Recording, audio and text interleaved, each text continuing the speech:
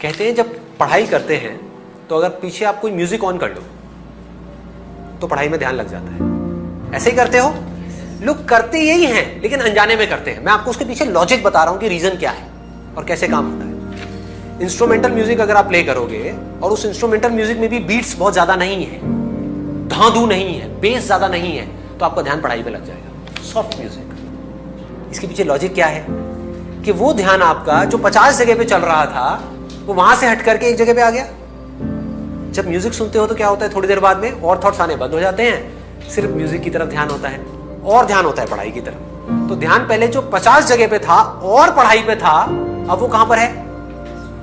एक जगह पर है, यानी कि म्यूजिक पर है और पढ़ाई पर है। 2 जगह पर आ गया। तो अगर ध्यान 2 जगह पर होगा उस ध्यान की पावर ज्यादा होगी या ध्यान 100 जगह पर होगा उसकी ज्यादा होगी? 2 जगह पर होगा। अब इस साउंड में देखो क्या होता है।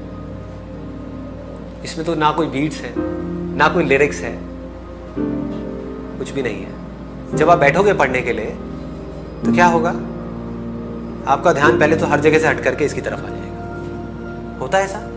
कभी भी नोट करना, आराम से रिलैक्स होकर के बैठो। पढ़ने से पहले इस साउंड की तरफ अपने ध्यान को ले जाओ तो आपका क्या होगा, माइंड थॉट से हट गया, फीलिंग से हट गया, हर जगह से हट गया, साउंड पे आ गया, अब पढ़ने लग जाओ। तो ये साउंड आपका ध्यान पढ़ाई में लगा देगी। वन पॉइंटेडनेस, ध्यान। व्हाट डज ध्यान मीन? कंसंट्रेशन, अटेंशन, जब वन पॉइंटेड हो जाए। हमारा ध्यान अभी कैसा है? भटकी हुई है ना। बिना इस साउंड के हमारा ध्यान कैसा है? समझने की कोशिश करो। क्या होता है, कभी बाहर से कोई साउंड आ गई, कभी कुछ दिख गया, कभी कुछ याद आ गया, कभी ये याद आ गया कि अब ये करना है, ये हुआ था, 1000 जगह पर है। समझ रहे हो तो ध्यान कैसे भटक रहा है? अगर आपके हाथ में एक मैग्नीफाइंग ग्लास है और आप वहां से आग लगाना चाहते हो सूरज से, तो अभी आपका ध्यान कैसा है? ऐसे ऐसे ऐसे भटक रहा है। फोकस कैसे करोगे? कभी यहां चला गया, कभी वहां चला गया। जहां आपका मैग्नीफाइंग ग्लास जाता है, यानी कि आपका ध्यान जाता है, वही चीज आपको दिखने लग जाती है। तो एक जगह पर टिक नहीं रहा ना। इससे क्या हुआ? एक जगह पर आ गया। इस इनर साउंड से क्या होता है, ध्यान एक जगह पर टिक जाता है। And it is a very very high state. Reason being, अगर आपको इंस्ट्रूमेंटल म्यूजिक सुन रहे हो तो वहां फिर भी कोई फीलिंग है, कोई इमोशन है। आप समझ रहे हो? कुछ ना कुछ है जो आपको डिस्ट्रैक्ट कर सकता है। ये बिल्कुल ही खाली है, जिसको बुद्धिज्म में एम्प्टीनेस बोलते हैं, शून्यता, जीरो। बिना जीरो के मैथमेटिक्स क्या है?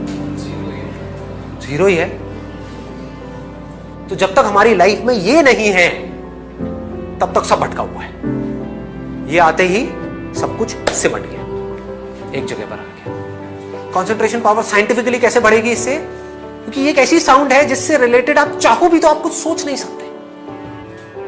एक इंस्ट्रूमेंटल सॉन्ग है, यहां आकर के माइंड मर जाता है। फिर जैसे ही माइंड को एक गोल मिलता है तो माइंड अपनी पूरी एनर्जी उस गोल की तरफ लगा देता है। तो 2 घंटे में जो आप पढ़ाई करोगे, that will be equivalent to 20 घंटे की पढ़ाई उस आदमी के कंपैरिजन में जिसका ध्यान भटका हुआ है।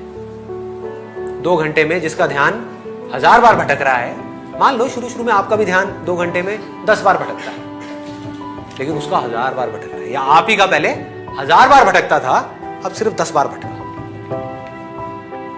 जैसे ही भटका, पढ़ाई से ध्यान को हटाया, ध्यान को ले गए साउंड की तरफ, पढ़ाई को छोड़ दिया 5 मिनट के लिए, फिर से एनर्जाइज हो गए। ये आपको एनर्जाइज कर देती है, कभी नोट किया है? एनर्जी से भर देगी, because this is the source of energy.